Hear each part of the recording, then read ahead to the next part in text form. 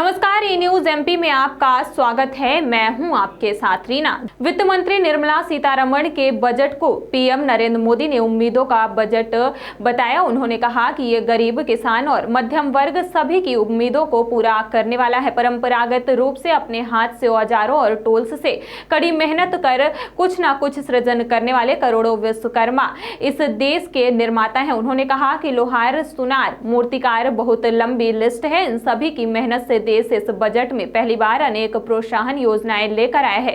ऐसे लोगों के लिए ट्रेनिंग, टेक्नोलॉजी सपोर्ट की व्यवस्था की। गांव में रहने वाली महिलाओं के जीवन को आसान बनाने के लिए बीते सालों में सरकार ने अनेक कदम उठाए हैं। अमृत काल का ये पहला बजट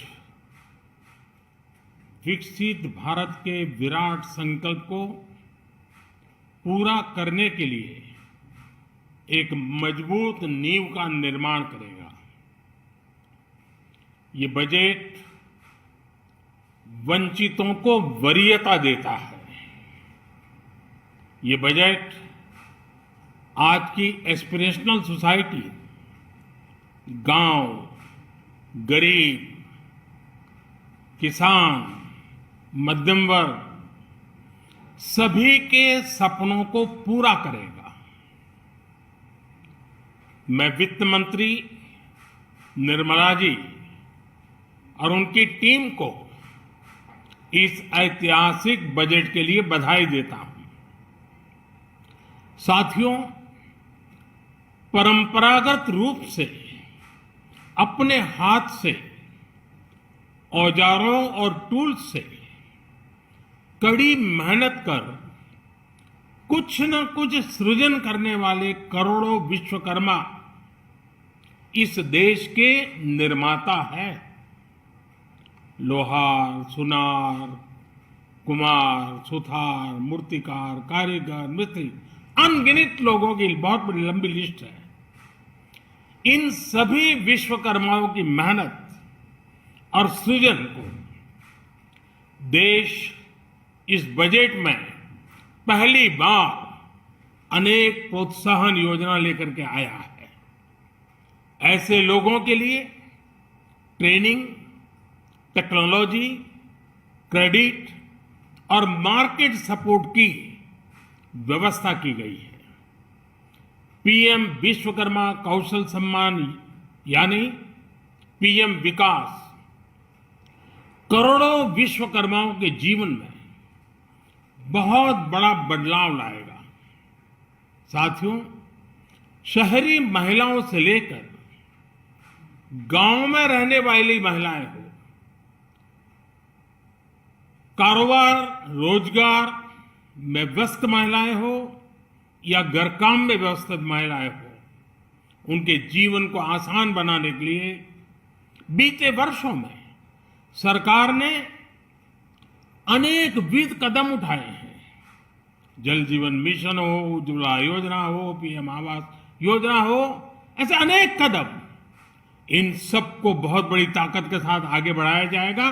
उसके साथ साथ वित्त मंत्री निर्मला सीतारमण ने आज आम बजट पेश किया। मुख्यमंत्री शिवराज सिंह चौहान ने बजट को मिडिल क्लास के लिए राहत बताया है। उन्होंने कहा, बजट में वित्त मंत्री निर्मला सीतारमण ने मध्यम वर्ग को बड़ी राहत दी है। इनकम टैक्स छूट की सीमा में वृद्धि और नई कर व्यवस्था में बदलाव से लोगों के हाथ में अधिक पैसा बचेगा, खपत बढ़ेगी और विकास को गति मिलेगी।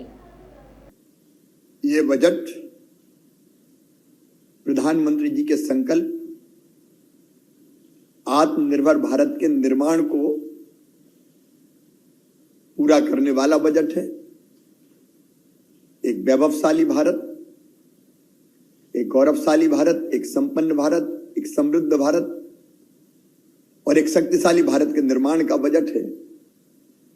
यह बजट सर्वस्पर्शी और सर्वव्यापी है।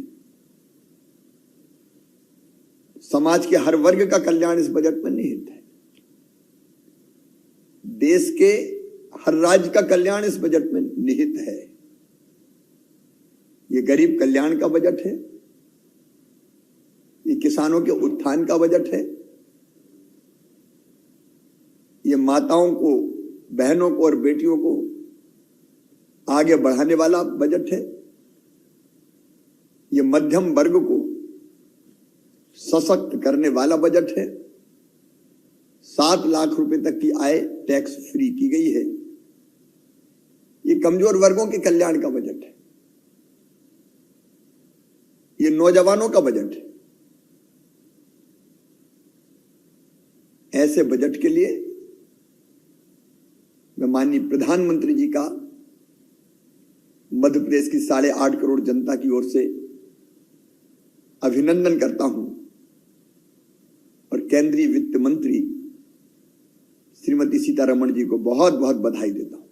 जिला पंचायत सभागार में आज शिक्षा स्थायी समिति के अध्यक्ष श्रीमान सिंह की अध्यक्षता में शिक्षा स्थायी समिति की बैठक आयोजित की गई, जिसमें शिक्षा विभाग के अधिकारी कर्मचारी सहित जिले भर के प्राचार्य शामिल हुए। जिला पंचायत सभागार में आयोजित शिक्षा स्थायी समिति की बैठक में अध्यक्ष श्रीमान सिंह द्वारा बेपटरी हुई शिक्षा व्यवस्था को पटरी पर लाने के लिए समस्त अधिकारी कर्मचारियों एवं प्राचार्य को सख्त निर्देश दिए गए हैं। बैठक में मुख्य रूप से प्रतिनियुक्ति और अतिथि शिक्षक भर्ती में अनियमितता का मुद्दा छाया रहा। शिक्षा स्थायी समिति के अध्यक्ष श्रीमान सिंह ने शिक्षा विभाग में प्रतिनियुक्ति के पदस्थ कर्मचारियों की प्रतिनियुक्तियां समाप्त कर मूल विभाग में वापस करने के लिए निर्देशित किए। बैठक में भवन मरम्मत, शौचालय निर्माण, विद्यालय में बाउंड्री वॉल निर्माण, पेयजल व्यवस्था, छात्रवृत्ति की स्थिति सहित पिछली बैठक का पालन प्रतिवेदन पर विस्तृत चर्चा हुई।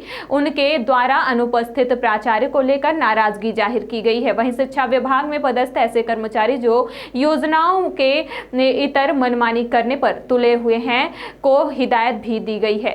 सीधी जिले के जमोड़ी थाना क्षेत्र अंतर्गत भेलकी खुर्द गांव में आज पुलिस व राजस्व अमले ने आदिवासी परिवारों के बंद पड़े रास्ते को बहाल करवाया है। जी हां, बता दें कि भेलकी खुर्द गांव में करीब 12 आदिवासी परिवारों का रास्ता वर्षों से बंद पड़ा हुआ था। अतिक्रमणकारियों द्वारा रास्ते को जबरन रोक दिया गया था, जिस पर कार्यवाही करते हुए नायब तहसीलदार दीपेंद्र सिंह तिवारी ने पुलिस बल की मदद से रास्ते को बहाल करवाने में कामयाब रहे हैं।